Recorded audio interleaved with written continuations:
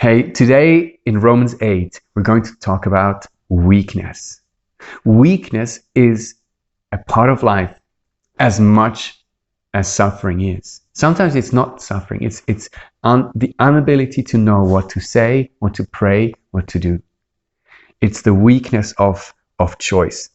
Verse 26 of Romans 8, likewise the Spirit helps us in our weakness, for we do not know what to pray for as we ought.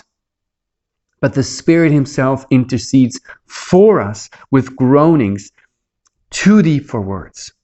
And he who searches hearts knows what is the mind of the Spirit, because the Spirit intercedes for the saints according to the will of God.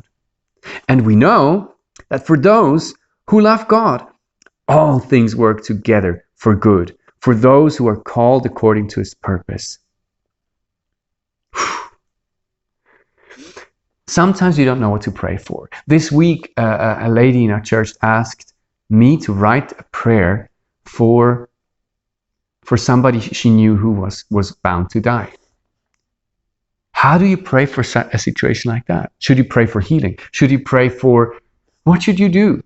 And honestly, I did not know what to pray, what to write down, until I leaned into the Spirit, and I leaned into listening what he was praying in a situation like that. Sometimes God will give you words. Sometimes all you will have is a groaning that comes from you. And this is not even about speaking in tongues, because here it says for groanings too deep for words. It's not even about heavenly languages. It's about sometimes you just have this aching in your heart. And all you can do is just in your aching, lean into the Holy Spirit. And he will do the intercession for you. He will pray to God and says, what he really means is this. And that's how God orchestrates things. It says here, sometimes you don't know what to pray for, but verse 28, but we know that for those who love God, all things work together for good. I think this is one of the verses that is so good that you cannot overstate it. All things work together for good.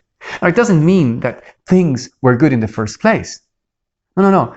When bad things happen, they are bad. But God can make something tremendously better out of them. He works things together.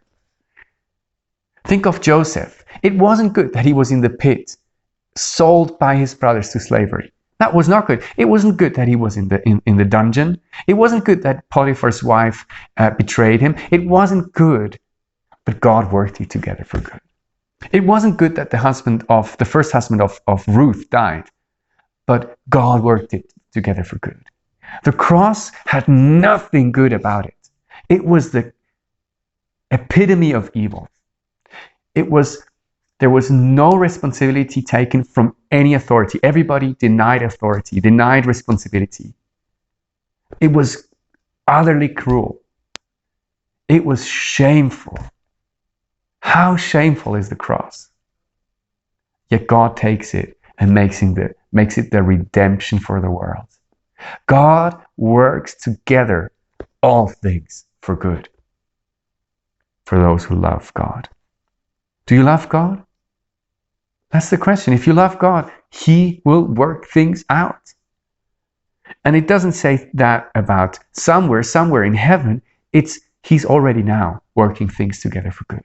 Sometimes when I look back, I realize how God was working things together years ago that now makes sense. I would have never known why I grew up in South America, now having or being leading an international church. That, you just can't make it up. It's just God works things together for good. And sometimes I was suffering in Switzerland because I didn't feel at home. Now I know how people feel. God works things together for good for those who love him. So what do? Lean into the Spirit. If you don't have words, just let him do the groaning and the talking. And God will work things together for good. God bless you guys. See you tomorrow.